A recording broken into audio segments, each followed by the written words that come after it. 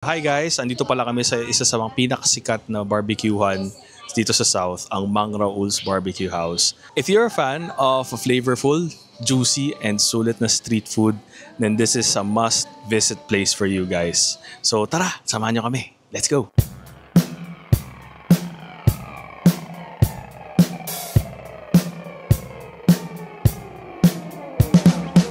Wow, yan. Perfect siya. So guys, andito na pala kami sa dining area ng Happy Place. So actually, kapag umorder kayo, meron kayong dalawang options kung saan nyo gusto mag-dine. So pwede dun sa mismong barbecue place itself. Pero medyo maliit kasi yon. So they recommended na dito na lang sa likod, which is dito sa Happy Place Restaurant. So parang affiliated naman silang dalawa. And then, if you are going here by your personal vehicle or car, pwede namang i-Waze. So, just pin location Mang Raul's Barbecue. Then, you have to go through CRM Avenue. Papasok kayo sa BF Almanza Dos. And you have to leave an ID kasi bibigyan ka nila ng car pass kapag wala kayong sticker ng village nila.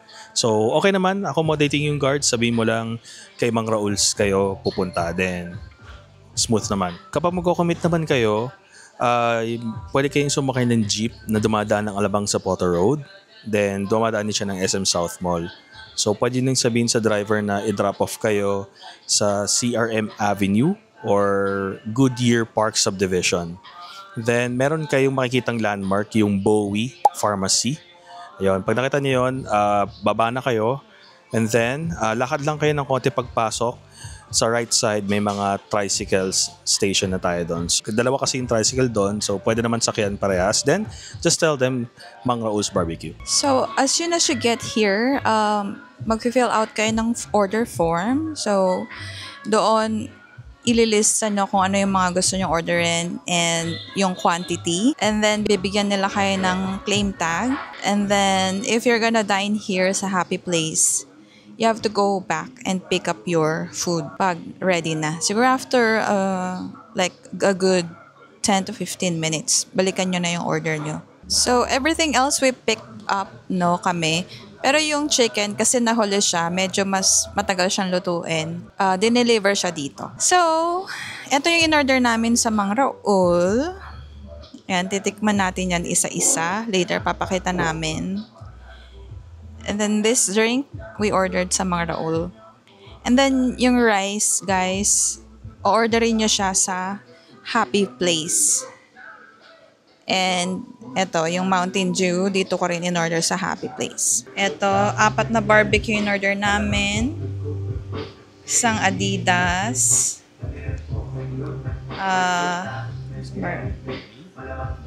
Isang balat. 2 hotdog. 2 isaw na baboy, tsaka 2 isaw na manok, and isang chicken. Malangaw nga lang guys, kasi alfresco yung setup dito. If you work here sa South in Alabang area, madalas sa mga potluck sa office, hindi nawawala ang Mang Raul's Barbecue.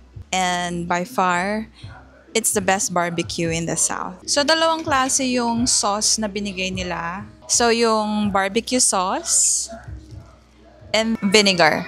Ang recommended nila is paghaluin nyo yung 2 sauce. Tara guys, kain tayo. Tibog!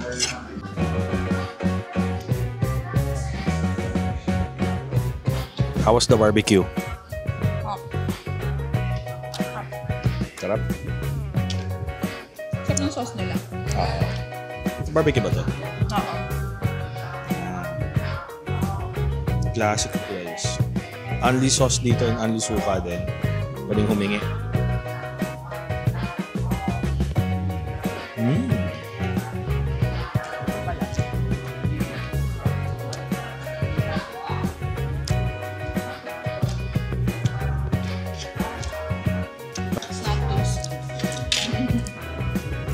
Perfect na may rice.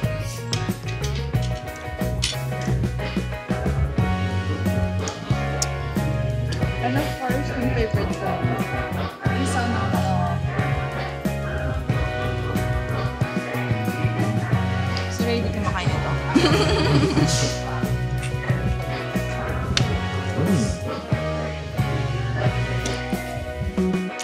Hotdog nila, tender, juicy. Pure Foods. Sobrang malasa siya, guys. So, super malasa. Ikaw, how's the barbecue? Ayan, malambot siya, masarap. And yung sauce talaga, yung nagpapasarap din sa kanya. Sarap guys.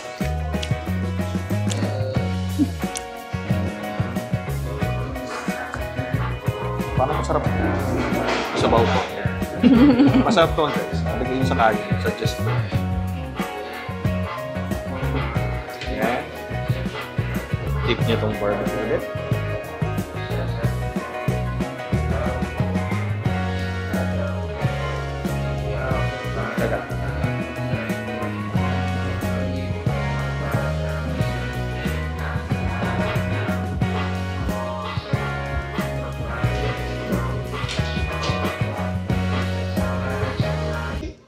Grabe yung sauce nila dito guys, ang sarap.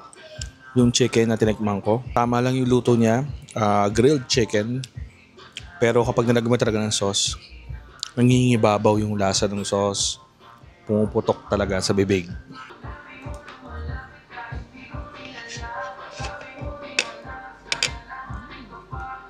Ang sarap guys, tsaka yung mga isaw, hindi malansa.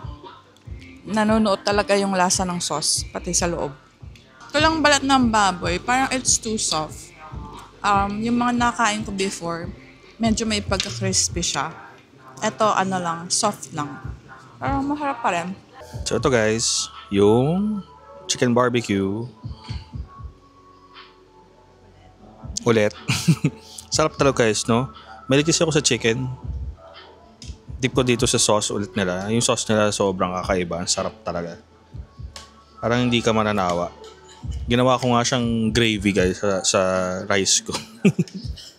Here, may sauce na siya. Sabaw. Kain tayo guys. Sarap. Yung chicken niya hindi rin malansa. Talagang luto siya. No, kasi minsan may mga grilled chicken tas medyo malansa pa, 'di ba? So ito hindi. Then yung sauce talaga, guys. Sarap. The best.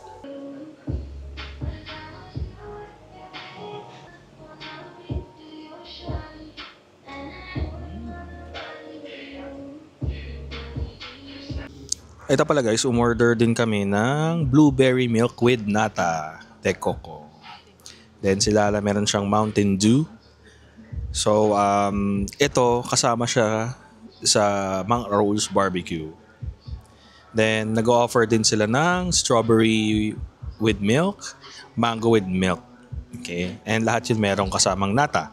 So mahilig din ako sa nata de coco. Yun yung hinanap-hanap ko sa palamig. So, mukha siyang palamig pero this is blueberry milk. Diba? Ayan. So, tikman natin. Masarap siya guys. Yung blueberry, malalasahan mo. Pero, yung blueberry niya, more of a syrup. No?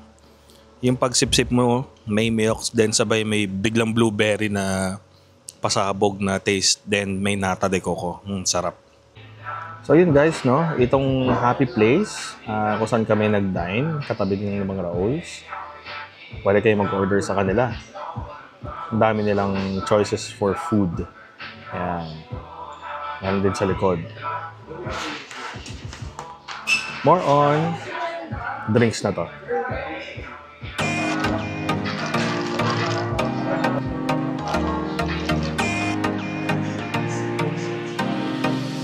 So ayun, kakatapos lang namin kumain. May mga paintings sila dito sa hallway guys. Nice. Tapos parang decorated na siya for Chinese New Year. Malapit na kasi yung Chinese New Year. Ang ganda ng mga paintings nila dito.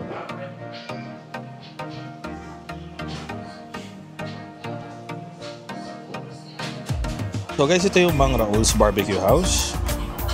Then, ito naman yung Happy Place. And so meron din silang potato corner dito. And I think that's a mini grocery dito sa dulo. Mang Raul's Barbecue House, masarap. Totoo yung sinasabi nila na masarap yung barbecue. Again, inuulit ko na naman, yung sauce talagang the best doon. And yung mga meat nila, quality din. Hindi siya nakakaumay.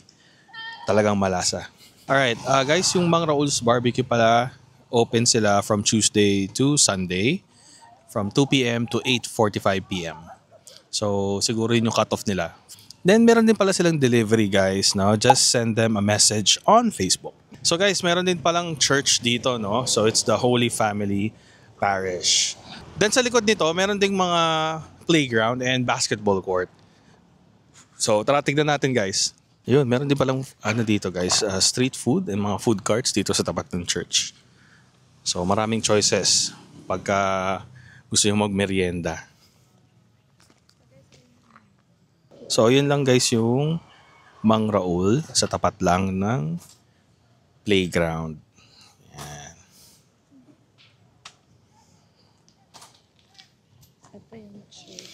Ito yung church guys. So, yan. Medyo tapat lang siya. Thank you. Ayan, bumili kami ng Japanese cake. So, we tried all flavors na available. It's cheese, Oreo, and chocolate. So, tikman natin. This is chocolate.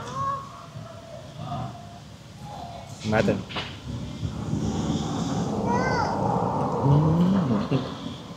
Ang sarap. Nasa Nutella. Ang lambot. Mainit pa. Ang sarap. Okay, next flavor, cheese.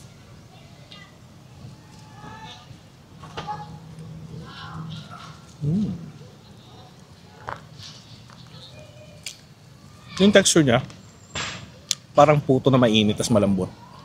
Yung namamasa-masa. Masarap. Meron siyang cheese, hindi naman siya tipid. Lasang-lasa mo yung cheese agad pagkagat mo. And last flavor is Oreo. So, let's taste it.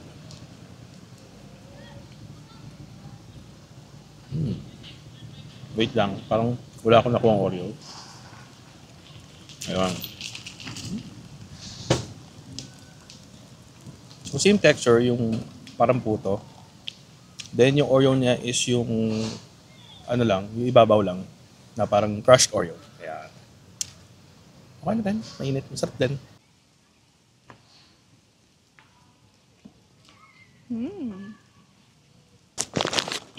Parang siyang pancake. Mainit eh. No? Na may cheese. Ayan, cheese yun ako. Oh. Kasi yan. Really. Sulit na siya guys for 20 pesos lang. Harap. Dito kami sa basketball court, katabi ng Holy Family Church. Yan, so dito kami nagbabasketball dati ng tropa. Then diretso sa Mang Raul's. Yan.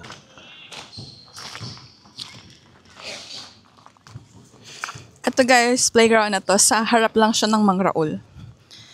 Oh, di ba? Ang cute. Ang ganda. Okay, that's it for our vlog today. Thank you sa pagsama sa amin dito sa Mang Raul's Barbecue House. So please subscribe, like, or comment any recommendations na gusto namin puntahan. See you in the next vlog. Bye!